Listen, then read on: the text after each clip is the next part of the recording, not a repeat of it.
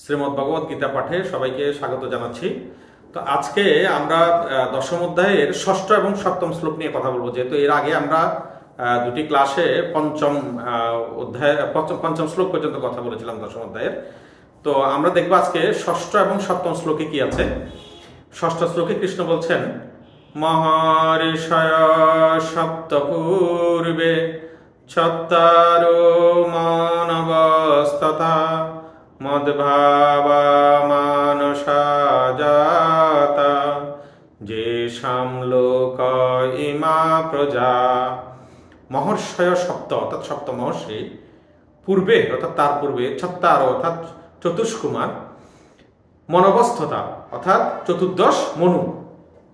তো বলছে মহর্ষয় সপ্তপূর্বে সত্তারও মনবস্থতা, তাহলে এখানে টোটাল আমরা পাচ্ছি 25 জনকে।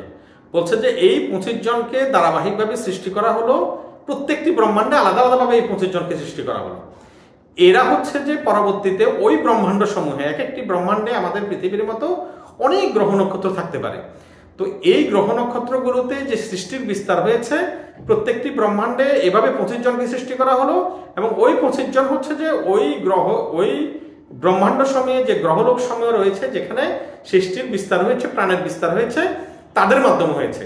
এটি এমন নয় যে তারা আমাদের পৃথিবী লোকের সৃষ্টি করেছেন, এটি পৃথিবীর কথা বলা হচ্ছে না, এটি একটি ব্রহ্মাণ্ডের কথা বলা হচ্ছে, যে ব্রহ্মাণ্ডে মনুর মাধ্যমে যেমন মানুষ সৃষ্টি হয়েছে। এরকম আমরা মনু থেকে মানুষ বলি সাধারণত, যেমন ইংরেজিতে ম্যান শব্দটা বা বাংলা মানুষ শব্দটা মনু থেকে এসছে।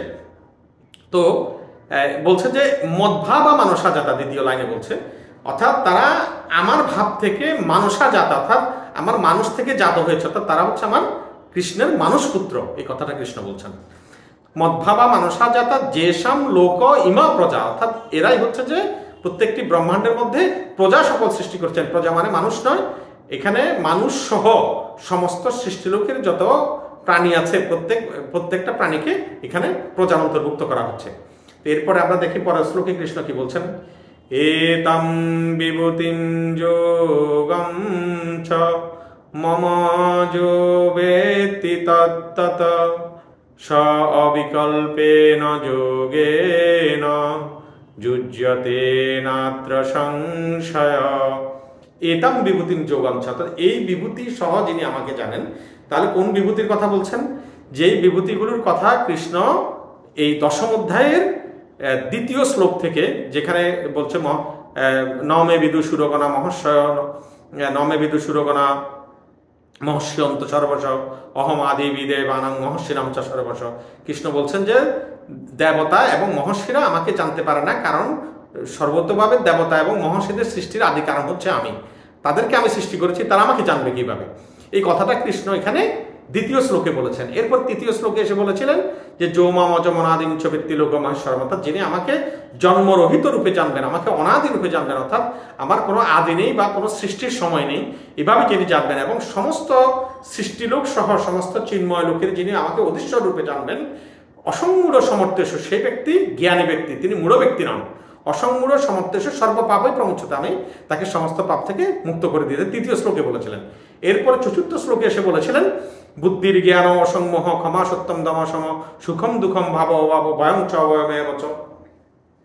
এরপর তো এখানে এরপরে পরবর্তী শ্লোক সহ আমরা দেখতে পাচ্ছি চতুর্থ এবং পঞ্চম শ্লোকে 20টি গুণের কথা, অর্থাৎ 20টি আবেগ বা ইমোশনের কথা বলা হয়েছে, যেগুলো কৃষ্ণ বলেছেন যে এগুলো আমার থেকে আসে। এরপরে বলেছিলেন পরের শ্লোকে মহর্ষয় সপ্তপূর্বে, যেটা আমরা আজকে আলোচনা করলাম। তো বলছে যে এর পরের শ্লোকে সপ্তম শ্লোকে এসে কৃষ্ণ বলছেন যে এতাম বিভূতিম যোগম, এই বিভূতিগুলো সহ, যেগুলো আমি দশম অধ্যায় প্রথম থেকে বর্ণনা করেছি, এই বিভূতিগুলো সহ যিনি আমাকে তত্ত্বত জানতে পারেন। এতাম বিভূতিম যোগম চ, এই বিভূতি এবং যোগ সহ মম যো ব্যক্তি তত্ত্বত, মম মন মানে আমাকে, মানে কৃষ্ণকে, যো মানে যে, ব্যক্তি মানে জানেন, তত্ত্বত মানে হচ্ছে প্রকৃতপক্ষে স্বরূপত আমি কে, এটা যিনি জানতে পারেন। বলছে স অবিকল্পেন, সেই ব্যক্তি, স মানে তিনি, অবিকল্পেন অর্থাৎ সমস্ত রকম বিকল্প পরিহার করে, যোগের অর্থাৎ ভক্তিতে, যুজ্যতে মানে যুক্ত হবেন, ন অত্র সংশয়, অর্থাৎ তিনি সমস্ত রকম বিকল্প পরিহার করে তিনি শুধু কৃষ্ণ ভজনায় মনোনিবেশ করবেন, তার আরাধনার লক্ষ্যবস্তু একমাত্র হবে কৃষ্ণ। তিনি অন্য কোনো প্রকারে কোনো বিকল্প পন্থায় তিনি তার আধ্যাত্মিক কর্ম প্রক্রিয়াকে কি সম্প্রসারণ করবেন না বা বিস্তৃত করবেন না। তিনি শুধু কৃষ্ণই তার একমাত্র লক্ষ্য হবে। কারণ আমরা জানি যে আমরা এমনি বলে থাকি যে ঈশ্বর হচ্ছে এক ও অদ্বিতীয়, তিনি সর্বশক্তিমান। তাহলে আমরা বলতে পারি যে কৃষ্ণ হচ্ছে এক, অদ্বিতীয় এবং কৃষ্ণ হচ্ছে সর্বশক্তিমান, কৃষ্ণের কোনো দ্বিতীয়টি নেই। অর্থাৎ সেই জন্যই কৃষ্ণ এখানে বলছেন স্ব অবিকল্পেন যোগেন, অর্থাৎ তিনি সমস্ত রকম বিকল্প পরিহার করবেন, যিনি কৃষ্ণকে স্বরূপত জানতে পারবেন যে আসলে কৃষ্ণকে। যেহেতু কৃষ্ণ এখানে তার স্বরূপ বর্ণনা করেছেন, বর্ণনা করার পরেই তিনি বলছেন তিনি যদি এটা বুঝতে পারেন, আমি যে বিভূতির বর্ণনা তোমাকে আমি করলাম অর্জুন, যদি তুমি সেটা বুঝতে পারো বা সেই ব্যক্তি যদি এটা বুঝতে পারে, তাহলে স্ব অবিকল্পেন, অর্থাৎ সমস্ত রকম বিকল্প পরিহার করে তার সংকল্প তিনি কৃষ্ণের উপরে প্রতিষ্ঠা করবেন। অর্থাৎ কৃষ্ণ অনুকূলেরও সংকল্প, কৃষ্ণ প্রতিকূলেরও বিবর্জিতম। যেই ধর্ম, যেই শিক্ষা কৃষ্ণ ছাড়া অন্য কাউকে উপাসনা করার জন্য কাউকে ইন্সপায়ার করছে, তাহলে আমরা দেখতে পাচ্ছি সেটা প্রকৃত ধর্ম নয়। কারণ কৃষ্ণ এখানে বলছেন কি স্ব অবিকল্পেন যোগেন, তিনি সমস্ত রকম বিকল্প পরিহার করে কৃষ্ণে তিনি তার সংকল্প প্রতিষ্ঠা করবেন।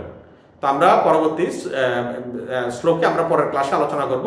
আমাদের চ্যানেলটিকে সাবস্ক্রাইব করার জন্য, কৃষ্ণকথা চ্যানেলটিকে সাবস্ক্রাইব এবং আমাদের ক্লাসগুলোকে শেয়ার করার জন্য সবাইকে অনুরোধ জানাচ্ছি। ধন্যবাদ সবাইকে, ভালো থাকবেন।